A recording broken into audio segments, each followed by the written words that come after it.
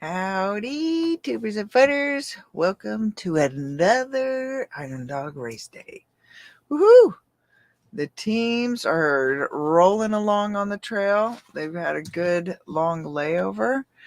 The Iron Dog has become what some would say is more of a staged event of a race where they're getting the teams to stage more at these certain checkpoints, and then they let them out again in groups, and that way it keeps the main group of the racers together through each section of the race, and that way checkpoints don't have to be manned, for ridiculous hours and times and all of that kind of stuff. It kind of helps for the logistics of the race, but it does change how the race is run, and it certainly changes the strategy for the racers, because layovers used to be a whole part of strategy for the Iron Dog, and so that's kind of been taken out of the race, and it's becoming more of a staged event,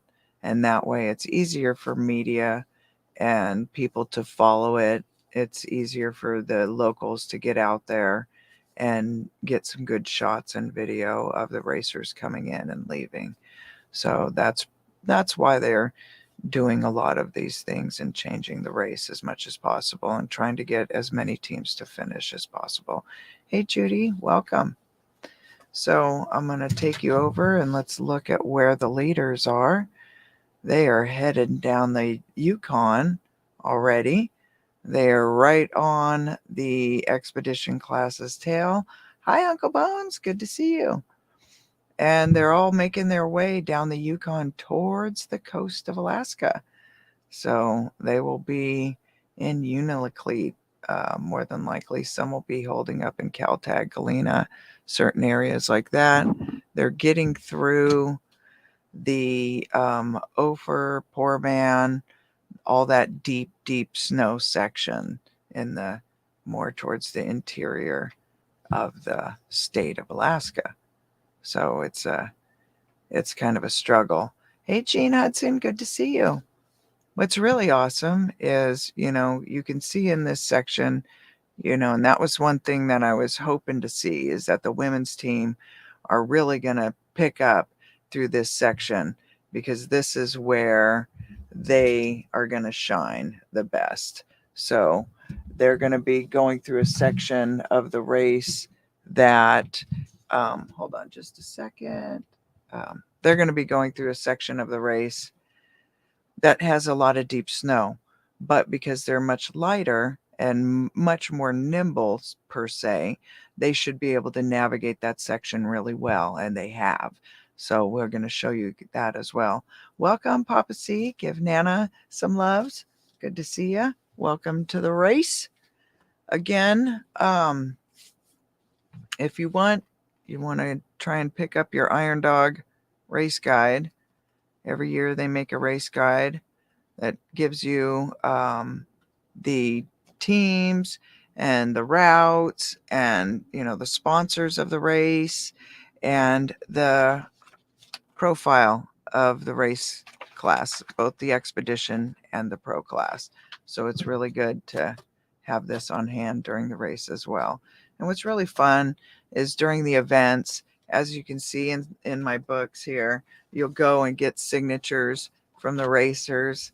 I love doing that. That's pretty fun. It's good for them too. It's good confidence building. And, this race deserves, like I keep saying, but it does deserve the Baja and Dakar level of, audience. And it's the world's longest and toughest snowmobile race, and they can't say that with, with ease. They just don't, you just can't claim that. They have to actually do it. So Lisa Gray, good to see you. Welcome. Coin, good to see you. Welcome.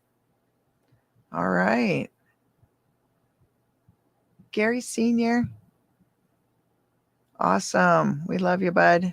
Hope everybody's doing well. Patrick Vaughn, what's up? Well, we're in Alaska. We're back at the cabin. So we're out here during Iron Dog race, I decided to come up and take my son up here. So Joseph's with me, and we're running around chasing the Iron Dog around as much as possible. So that's going to be fun. We are going to Nome. I don't know if you heard that yesterday, but we are going to Nome. So we do have our tickets and we've got our car rating. So we're going to be up there and hopefully we'll be able to shuffle people around that need it if needed and try and help out as much as possible. So we will be there for the banquet. That's going to be exciting. I'm looking forward to seeing all the racers get their gold pans. That's something that the city of Nome and Team CC are sponsoring. So that's going to be awesome.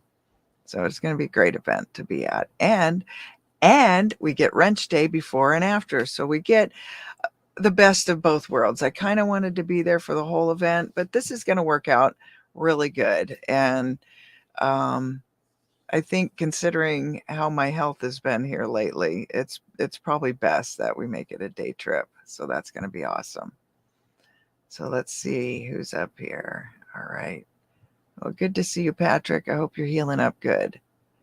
Hopefully your eyeballs are healing and all that's going well. So welcome. All right. Welcome, race fans. Welcome, tubers and footers. We're going to keep making some memories. So let's get to it. I'm going to flip over and do my presentation portion of this. It's kind of difficult because I can't see the comments while I'm doing this. So bear with me as I go through this. But I'm going to share my screen. You guys get to see all my goodies. It's kind of fun. So it'll be fun. It'll be fine. All right. All right. We're going to go into the do. We've just entered another dimension. How many dimensions is that in there? Do. That's always freaks me out. Okay. So let's go over here. Let's check out the latest news for the Iron Dog race. Remember, we've got a raffle going on. The tickets are $60 each, and you get a discount for multiple tickets. So if you're interested in trying to win some of these awesome prizes, this is your chance. You need not be present to win. So that's awesome.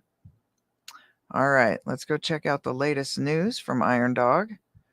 And as you can see, this is going to kind of roll through our Iron Dog sponsors. So thank all of these sponsors for helping the Iron Dog every year.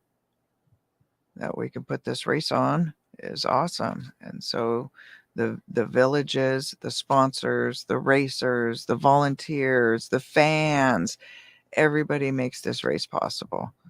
So everybody's doing their part.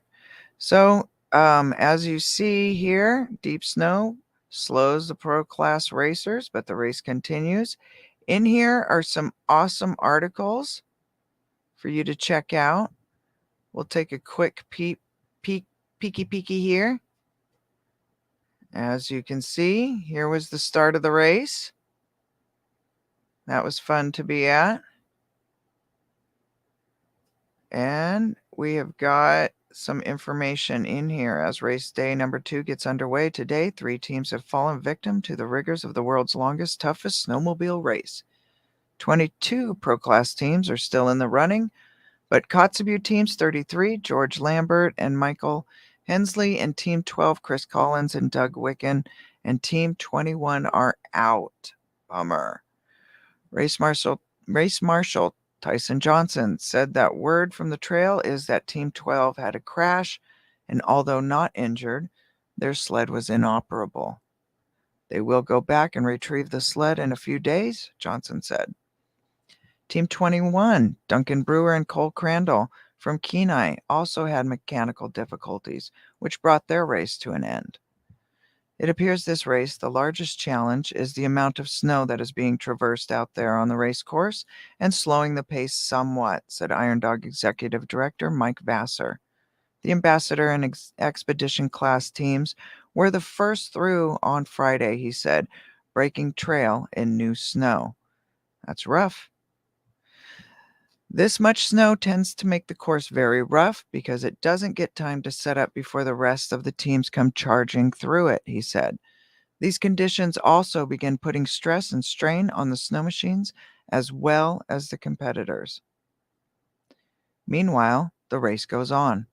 The Pro Class field began leaving McGrath at 7:59 a.m. this morning, and the Expedition Class riders, a few checkpoints ahead, will continue to make their way toward Nome.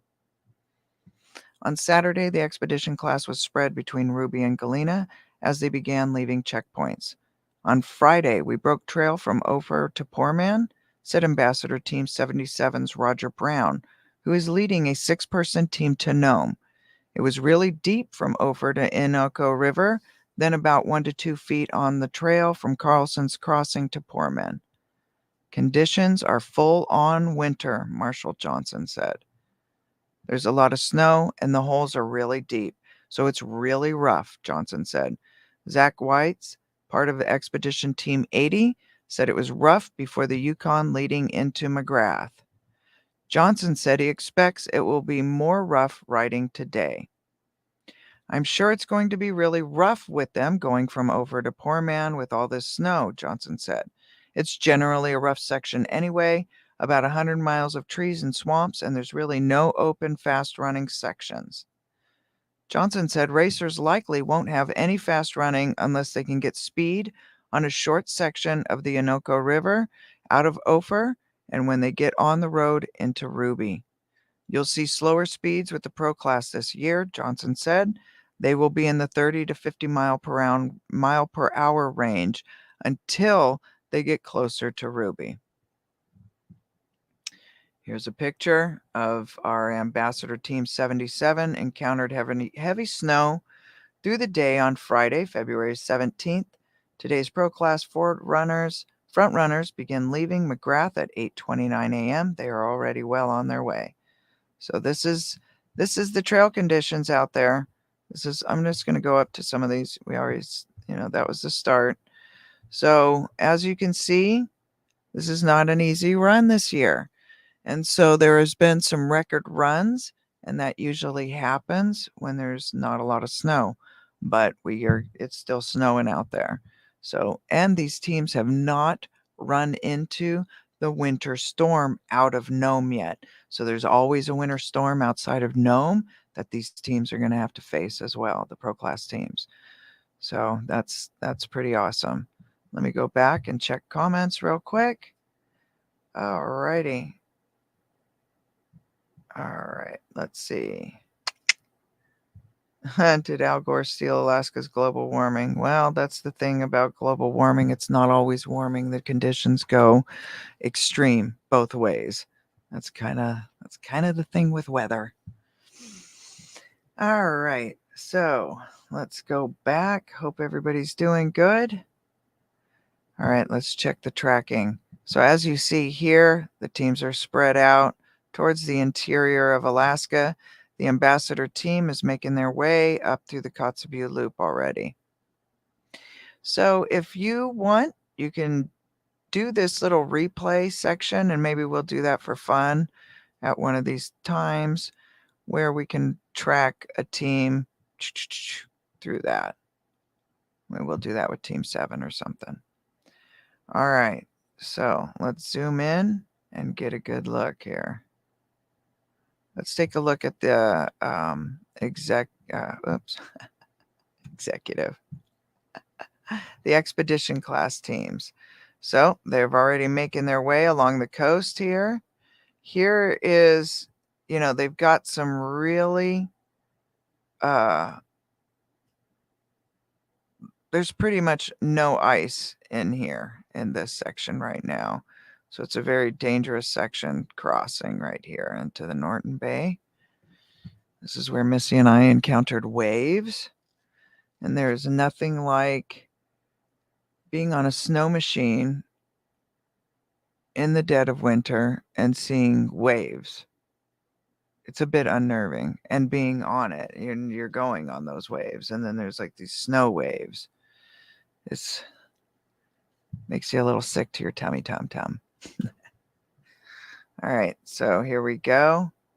Let's zoom in some more. All right, look at that. Team 88 is making their way up to Koyuk. Team 73 is headed to Shektulik. And then we've got most of the rest of the expedition teams are making their way into Unalakleet. So they're done running this interior section. Now they're going to head up the coast. So that's still a rough and very dangerous section of the race. And as you can see right here, you've got your pro class teams right up here in the mix with the expedition class teams. Actually, let's take a look here. There we go. There's our leaders right there, bearing down. They've already passed one of the expedition teams.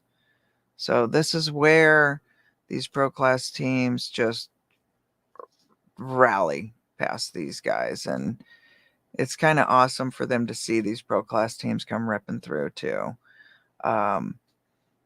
Even though the expedition class, of course, left on Wednesday, the pro class left on Friday. You can see here's where the difference comes in. So good on you guys. Right on. So that is Team 7 in the lead right now. Woo! So excited. All right. Here's the rest of our field making their way down the river. So this is usually a pretty fast section of the race. But like you heard, there is a lot of snow this year. So it's not going to be easy running. So here we are. Here's our leaders. We got Team 14B right behind them. Team 39 right behind them. Now, that's not technically their order. We're going to go back and I'm going to show you where they are as far as the time, because this is a timed event. So just because they may be in a certain place on the trail may or may not mean that they are in first, second, third, or whatever place that they are on the trail, because there's layovers time. There's all sorts of time that goes into this. So you've got to keep that in mind. But as they, as they, pass teams, it helps them. So here we are. Here's another checkpoint into Galena. So we've got Team 20 outside of Galena. Team 49, that is Todd Palin and Clinton Van Wingerden. They are heading into Galena right now. Awesome.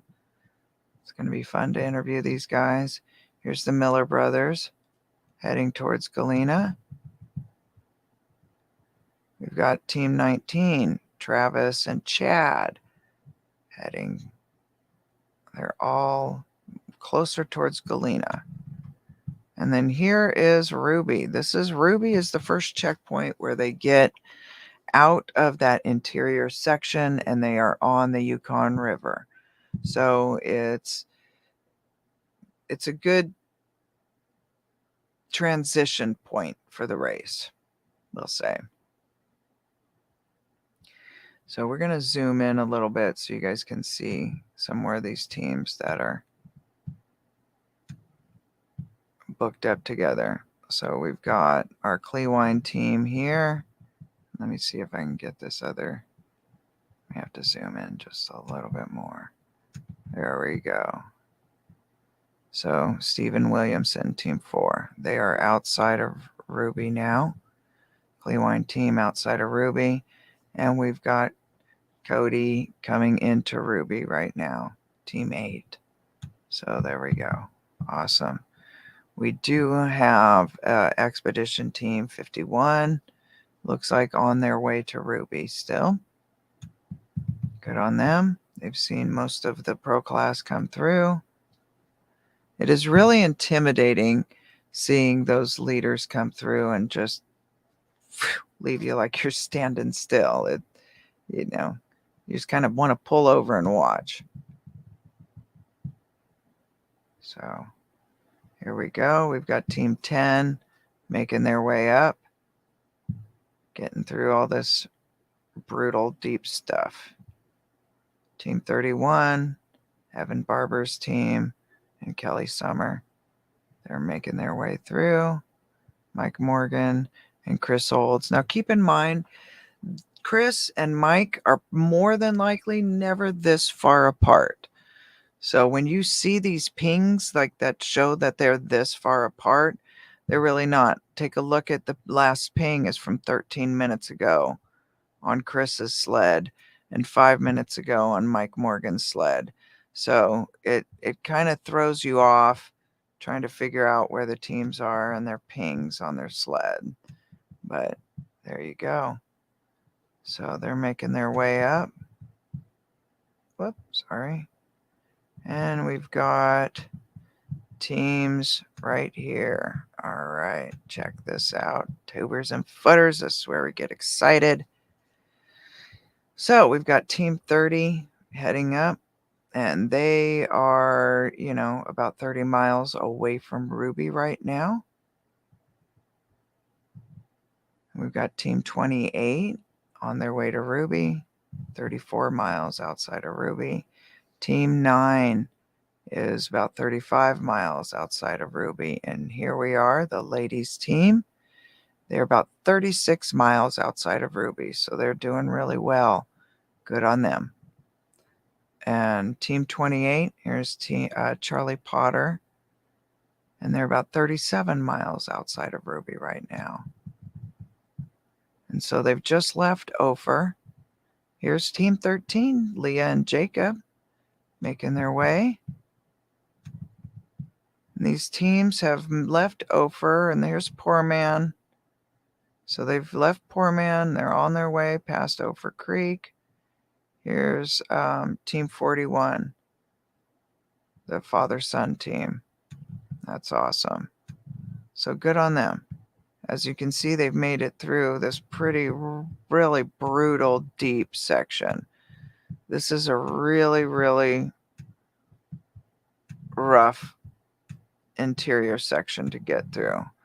We've got Team 11, and they're on their way to Poor Man. They're 41 miles outside of Poor Man.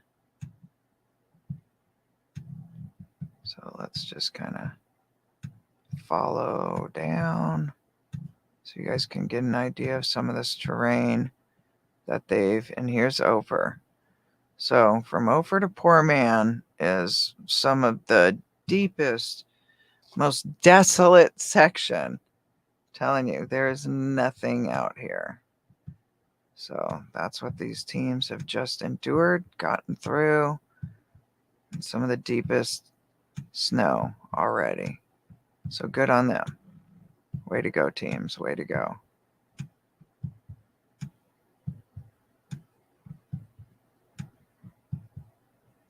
So here we are. All right. So let's take a look. Let's go out here and zoom out some more, so you guys get a good view of the spread of the teams here again. Bam. Now keep in mind this is this upper section of Alaska. So on a map, they would have already made it through a couple states by now. In a car, that's a long trek. You know what I'm saying? So 700 plus miles in a vehicle in the amount of time that these guys are running. It's pretty impressive. So let's take a look here. Oh, we're going to refresh. Wow, we're going back. All right, let's go back over here. AIH, thank you for your sponsorship. And that is Alaska Industrial Hardware. Great store. So you do want to check out their website when you get a chance. They got some equipment that you may not get somewhere else. All right, so we've got Team 7 in the lead still, and they have checked out of Galena, heading north. Their course time is 13 hours and 30 minutes. They are at mileage 587 on the books. So this here, so these standings, just so you understand the difference between the tracking and the standings. The standings are what has been confirmed and pretty much through race marshals. They've gone through their checkpoints and all of that. This is not the GPS, so keep that in mind. So these are what racers have come in and out of checkpoints. So Team 7, again, they've checked out of Galena. They're heading north. And we saw where they were on the trail. And their average speed is 43.48 miles an hour. Now, as you understand, like they were saying, this course, they're going to have slower averages than last year and the previous year where they didn't have as much snow. So that, keep that in mind. These are average speeds. So we've got Team 14 in second place, Boylan and Leslie, with a course time of 13 hours, 52 minutes, and 25 seconds. Course mile 587 with an average speed of 42.31 miles an hour. And they have checked out of Galena and heading north. Let me just so we know we are refreshed. Let's just go ahead. It says 336, which, yep, okay. So we are up to date. Just want to make sure. All right, our third place team, Team 39, Barbara Lapham, and they have course time of 13 hours, 54 minutes, and 10 seconds, of course mile 587, with an average speed of 42.22 miles an hour. They have checked out of Galena and heading north. Our fourth place team is Team 2, Kishbaugh Sodasanti, and they have a course time of 14 hours, 36 minutes, and a course mile of 587. So their average mile per hour is 40.21 miles per hour, and they are taking a 2-hour layover in Galena. So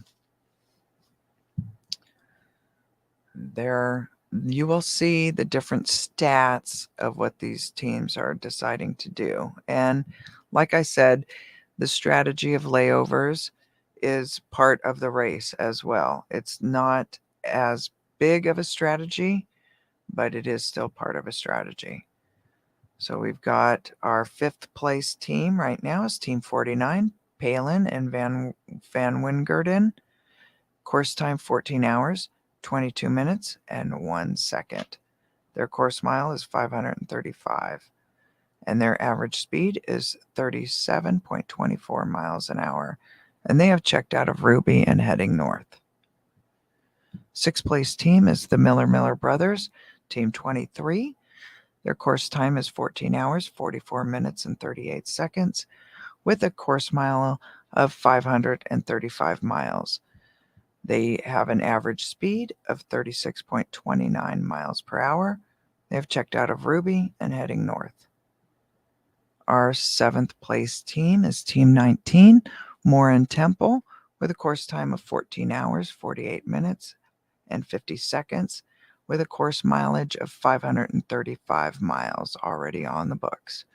Their average speed is 36.11 miles an hour, and they have checked out of Ruby, heading north. Team 20 is in 8th place right now, Kraus and Strobel, with a course time of 14 hours, 53 minutes, and 10 seconds. Their course mile is 535 miles on the books, with an average speed of 34.94 miles per hour, and they have checked out of Ruby, headed north. Our 9th place team is Team 10, Morgan and Olds, with a course time of 9 hours and 1. Yeah, look at them. 9.1. All right, with a course mileage of 381 miles on the books. Their average speed is 42.26 miles an hour, and they have checked out of Ophir heading north. Our 10th place team is Barber Conlin, Team 9, and they have got 9 hours 43 minutes on the books with a course mile of 381 miles.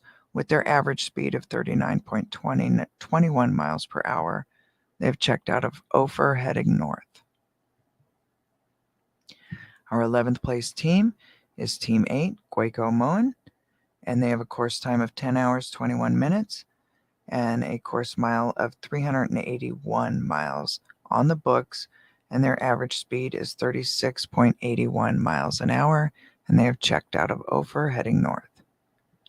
Our 12th place team is Barber Summer, Team 31, with a course time of 10 hours 25 minutes, course mile 381 miles on the books, with their average speed of 36.58 miles per hour, and they have checked out of Ophir heading north. Our 13th place team is Cleewine, team number 3, with a course time of 10 hours and 39 minutes, with the course mile of 381 miles, with their average speed of 35.77 miles per hour, and they have checked out of Ophir heading north.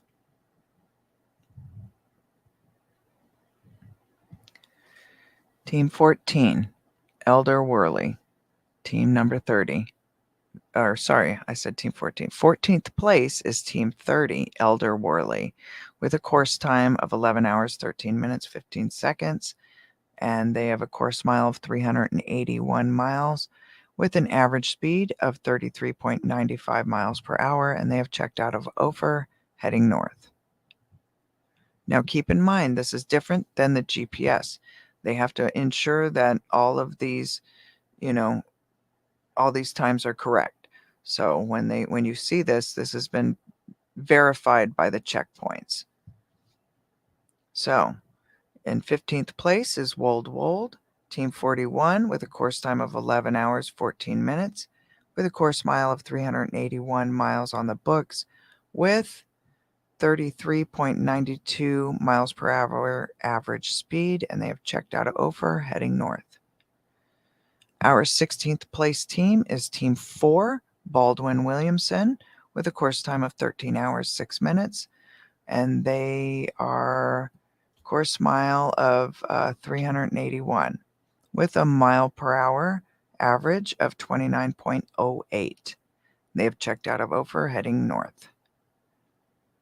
And our 17th place team is the ladies team, Team 16, with a course time of 13 hours, 50 minutes, with a course mile of 381 miles on the books, with an average speed of 27.54 miles an hour, and they have checked out of Ophir heading north.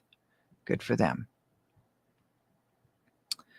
Our 18th place team is team number 28 with Christensen Potter, and they have a course time of 13 hours, 57 minutes, course mile 381 miles on the books, with an average speed of 27.31 miles an hour. That's awesome. Good on them. And our 19th place team is Team 13, Jacob and Leslie Bauer Dahl team, with a course time of 14 hours, 20 minutes. Their course mile 381 with an average speed of 26.58 miles an hour, and they have checked out of Ophir heading north.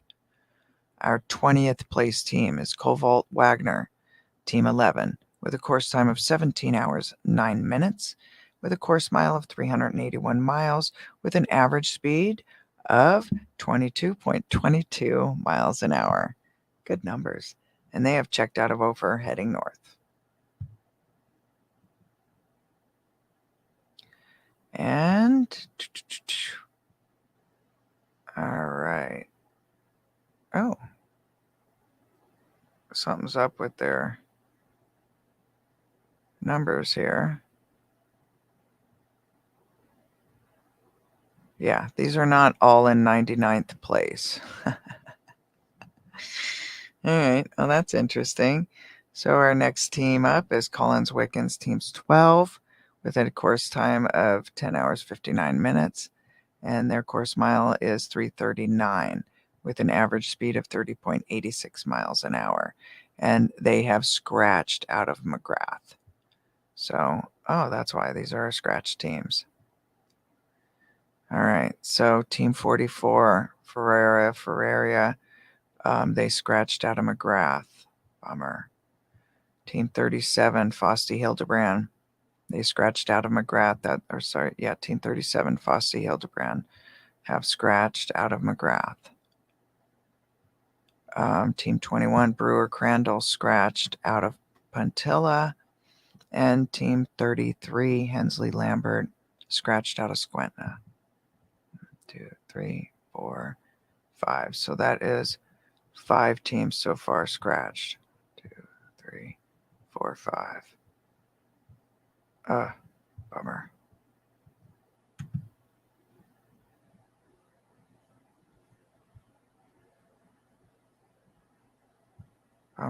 Bummer. All right, so it looks like we have 20 teams in the race now. So the field is getting cut short. So let's look back at our tracking here. Wow. I think, let's see here. Let me go back here and see where we're at. We're going to pull this out. Howdy, tubers and footers. All right, let's go see what everybody's up to in the chat. Chatter. What's happening, chatters? So let's see. Mopar Bill, welcome. Good to see you. All right. Lisa Gray, yeah. Water skip was a crazy sport when I was a youngster. Invincibility wears. Yeah. Invincibility wears off eventually. Yeah, it does. I hear you. As my spine came apart, my body. All right. Bobby Younce, welcome. Yeah, it is exciting. This is a race where the racers themselves not only have to race, they don't have their mechanics following them. They have to be the mechanics on the trail. Whatever tools they brought, whatever parts they brought, whatever parts they've staged, etc., is all they get until they get to Nome. So keep that in mind. It's different than any other race out there, and it deserves a lot more attention than it gets. Welcome, Ed from New York. Good to see you.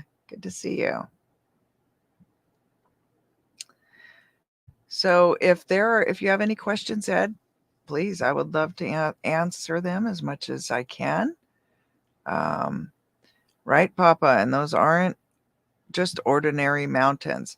So the teams have already crossed the Alaska Range, which is where Denali is. So keep that in mind. They haven't crossed Denali, but they've crossed that whole Alaska Range. So, which is part of Denali. So it is quite an expedition, no matter how you look at it. Good to see you, Rob. Bigfoot, Michigan, Rob. Long time. Yeah. All right. Thank you, Lisa. All right. Good to see everybody. Right, Papa? These folks are on such a fantastic adventure. I'm so jealous. Are ya? Me too. I wish I was out there doing it. I would do it in a heartbeat. All right. I think I'm caught up. Thank you all for joining. I'll go ahead and show this one more time, and then I think we'll go ahead and end the stream, and I'll come back on here later on and update you guys as they're going along. But be sure to go to irondog.org to watch the race and keep updated. And remember, use the refresh. Do not use your back button. So Let's go back into this. Let's check out some Iron Dog race tracking. All right, let's zoom in. Shablamalama.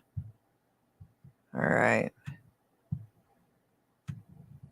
They're making their way. Sweet. So soon we'll start seeing updates of their times out of Poor Man and the times out of Ruby, Galena, and all of that kind of stuff. So as the checkers are able to do the updates, we'll get them. But as you can see, when the teams are stacking in like they are, they can't really send in updates as quickly. So keep that in mind as you're watching the race. And so let's see if we've changed anything or if we're still up to date. All right, no new race results available. Check back soon. All right, tubers and footers, I am going to leave you all here. Please be sure to, if you do have Facebook, get on the Iron Dog Facebook page. Check out the Iron Dog groups. I think there's an Iron Dog blog page also. Check out all these Iron Dog pages. I do not have my Iron Dogger Facebook page up. Maybe I'll get there. Who knows? But yeah, so thank you guys for joining. I'm really excited to be a part of this year and doing this. It is my passion. I love the race. There's a lot of people out there that are saying it's time for the women. I don't know. They did an interview and they said that they keep hearing that it's time for another women's team to finish. And so that's exciting to see that there's still more women interested in running the race. And I think that's important. So that's a big part of the Iron Dog, is trying to get another women's team across that finish line. So good on them. I'm excited to see them make their way across the trail. Again, this is Ashley's third attempt to try and get that across that finish line for that Iron Dogger veteran status. So there you go, tubers and footers. I really appreciate having you along. Again, as they check in for the night, I will come back on and update you all. So thank you for being here. I really appreciate you. Thanks for making memories with me. That's what it's all about. So Iron Dogger out. Love you guys. See you soon. Thanks for coming along, tubers and footers. Have a great day. Bye.